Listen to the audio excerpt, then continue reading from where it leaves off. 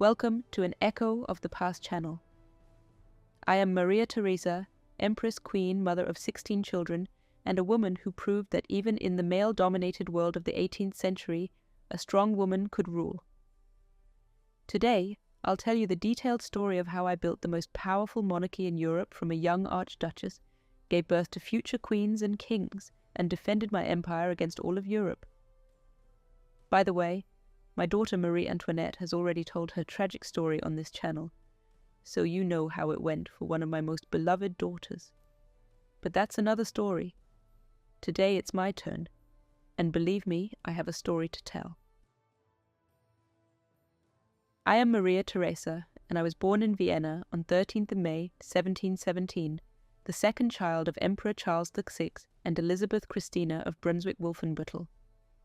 No one expected that the second child, a girl at that, would become one of the most powerful rulers of Europe. My father, Charles VI, had a huge problem. He had no male heir. My older brother Leopold John died as an infant, and I was the only one left.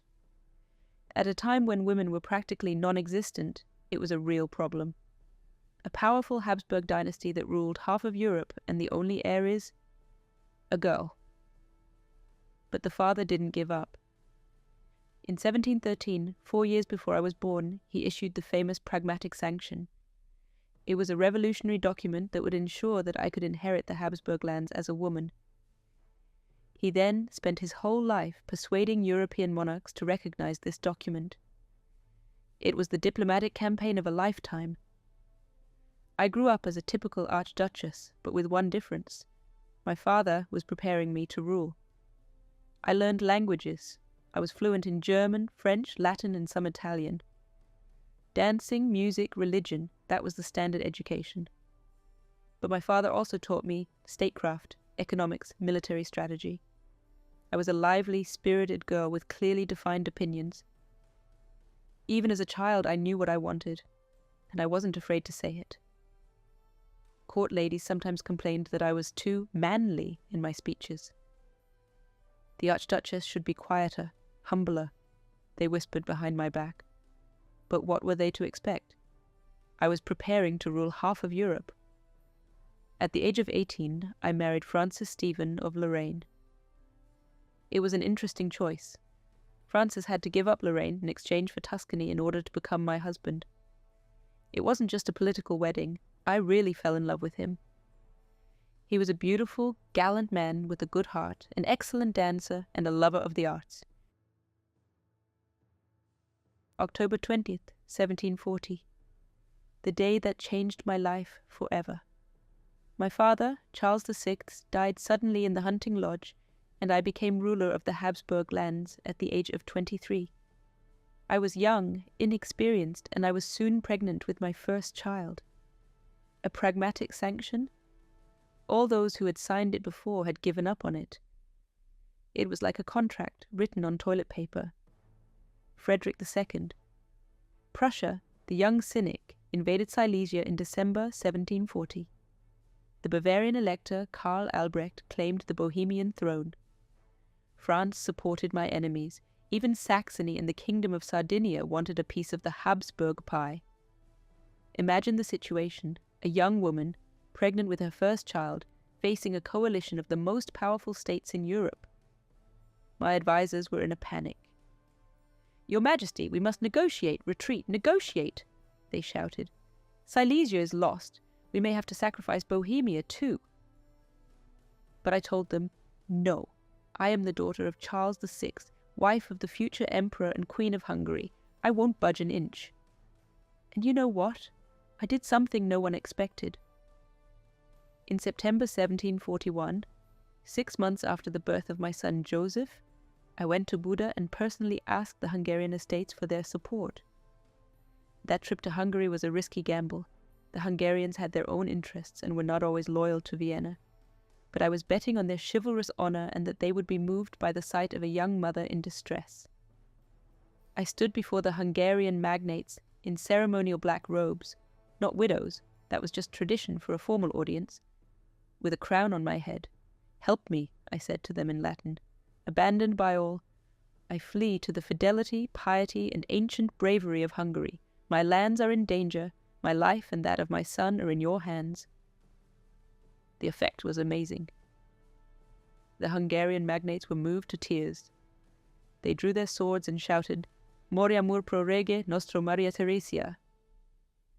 They promised me 100,000 soldiers and loyalty until death. I finally had an army worthy of my cause. 8 years of war. 8 endless years of learning to be a true ruler in the fire of battles and diplomatic intrigue. Every day was a test of my strength. Every decision could mean the salvation or destruction of an entire empire. The worst part was the beginning. Frederick II took Silesia from me like a thief in the night. He invaded without declaring war, just like that. The French invaded the Austrian Netherlands. The Spanish attacked in northern Italy. The Habsburg power seemed to collapse like a house of cards. But I found allies. The English and Dutch feared French dominance in Europe.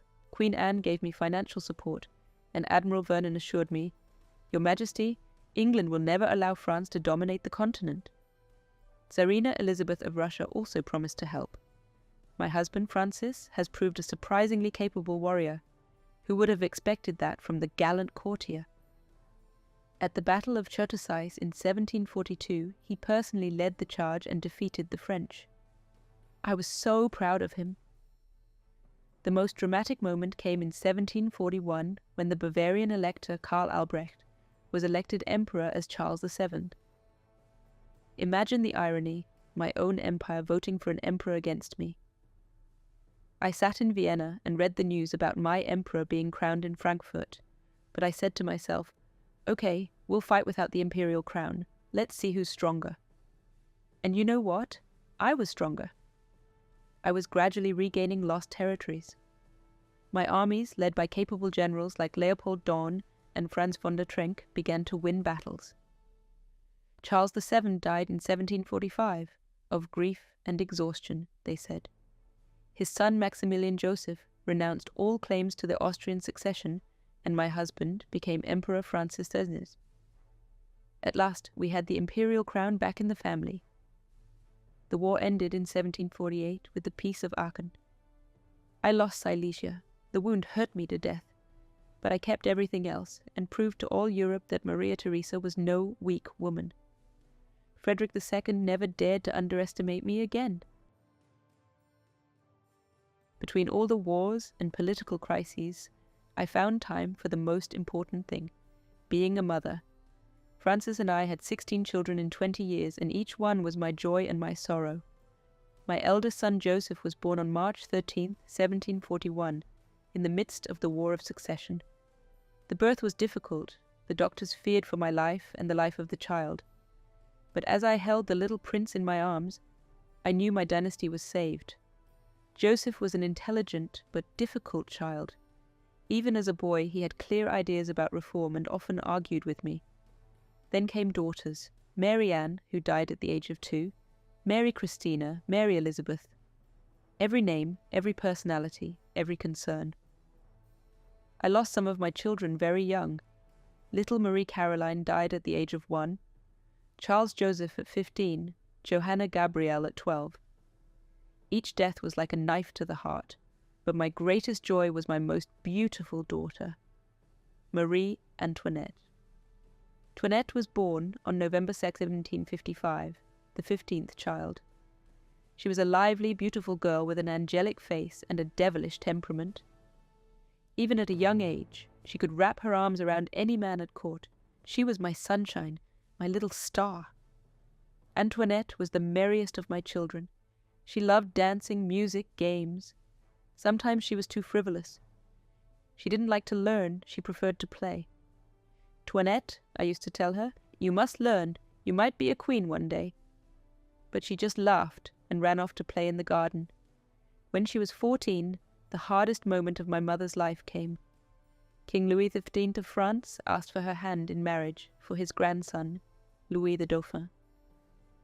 It was a great political alliance, an alliance with France against Prussia.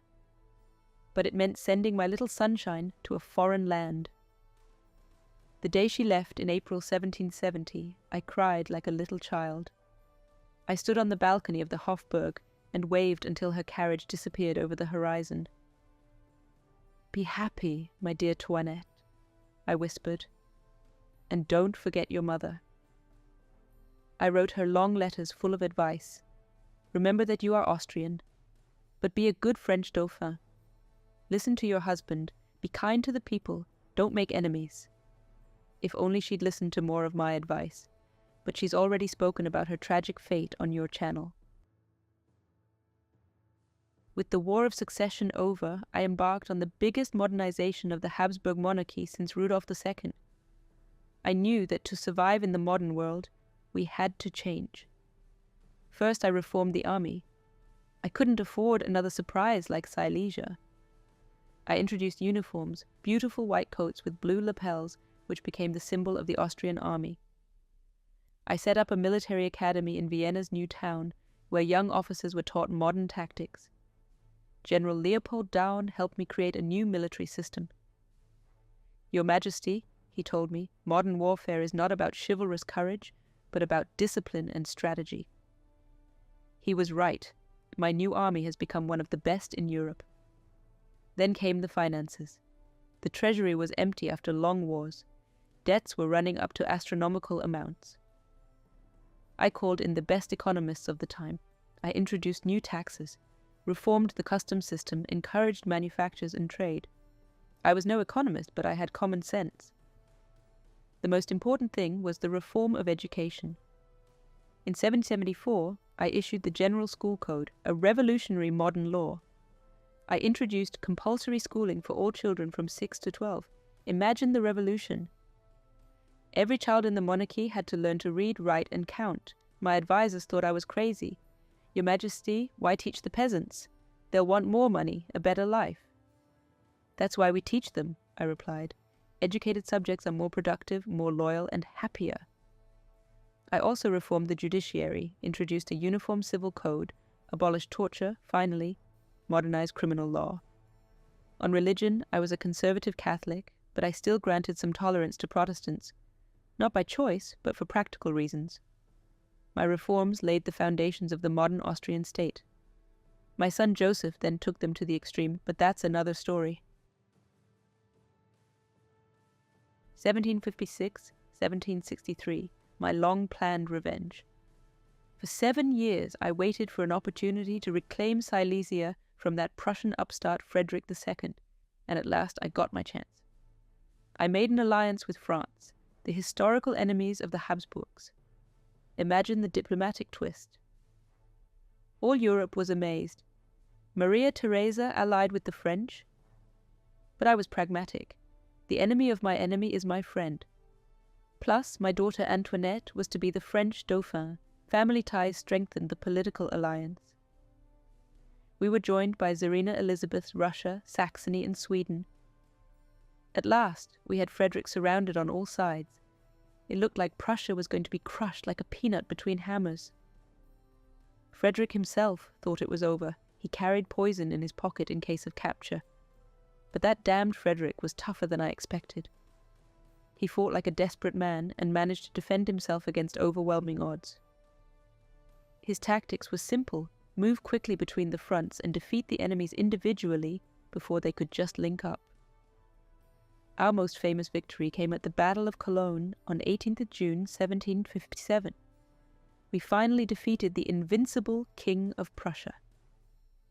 My armies under Daun showed they could fight. Frederick had to retreat, and I celebrated like a little child.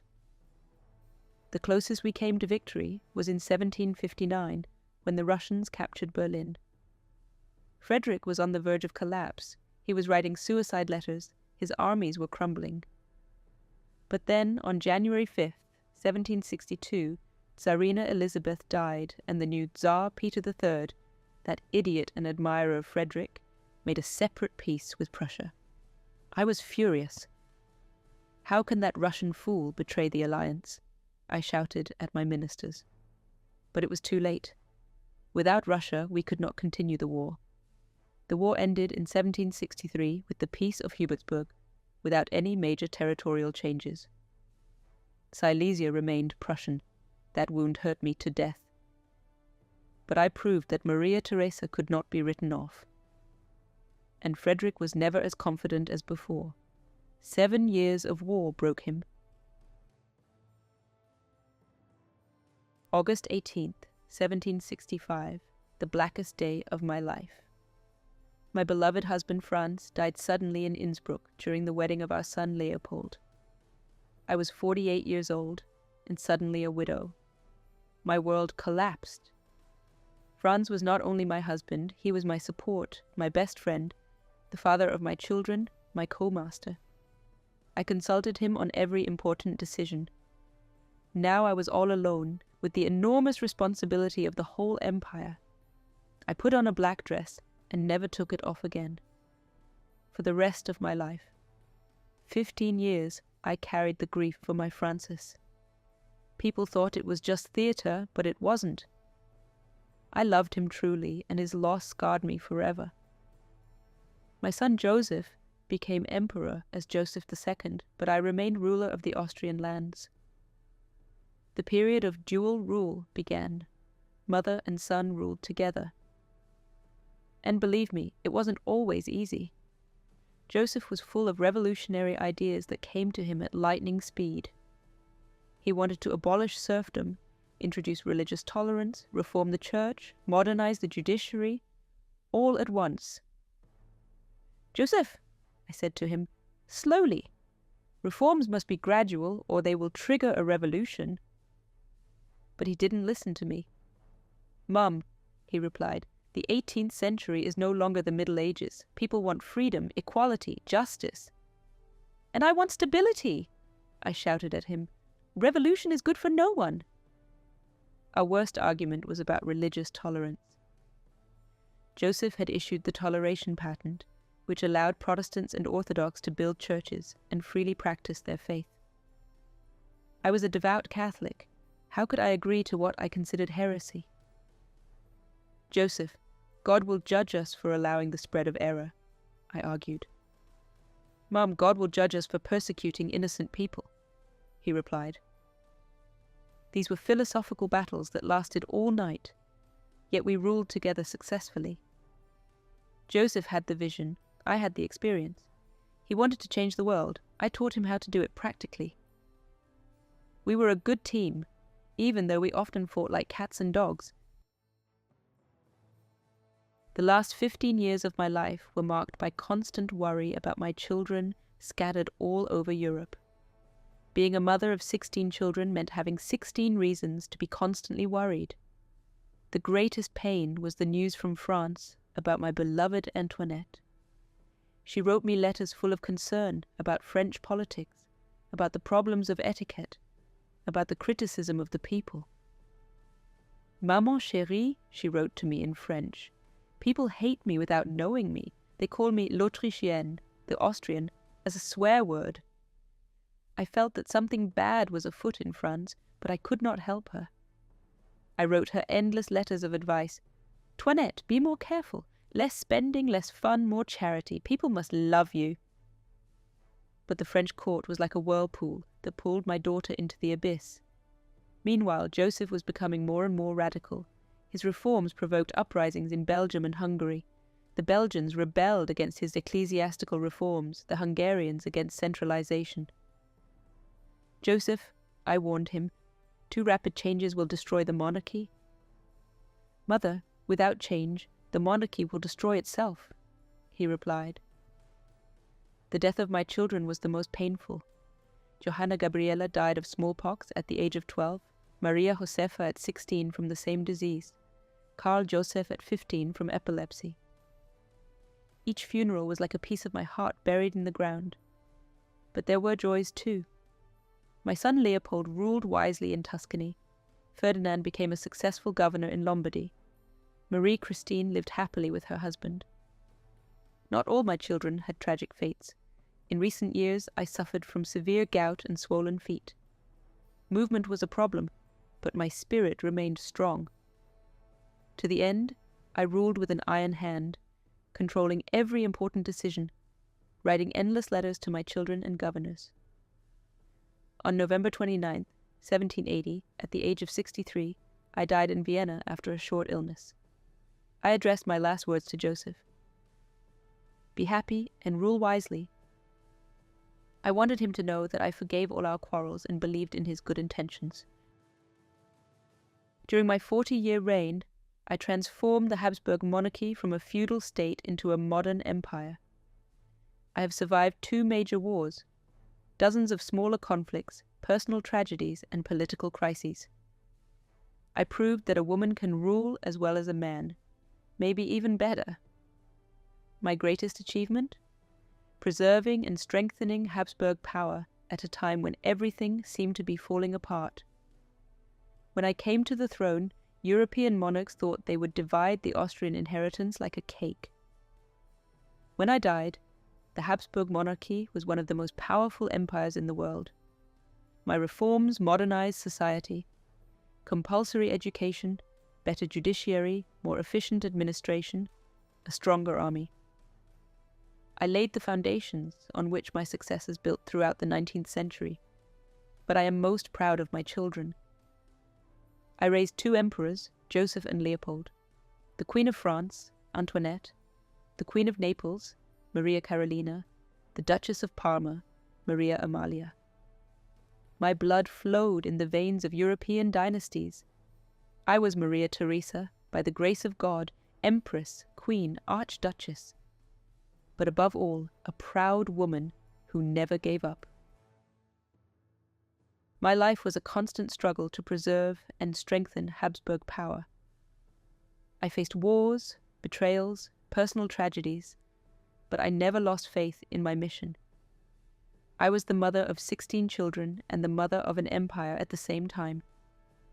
I proved that a woman can be as good a ruler as a man, maybe even better, because women can combine strength with compassion, reason with heart.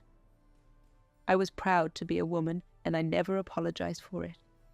Don't forget to subscribe to an Echo of the Past channel and give a like if my story has inspired you. History needs more stories of strong women who changed the world with their own courage and determination. The past whispers, the future listens.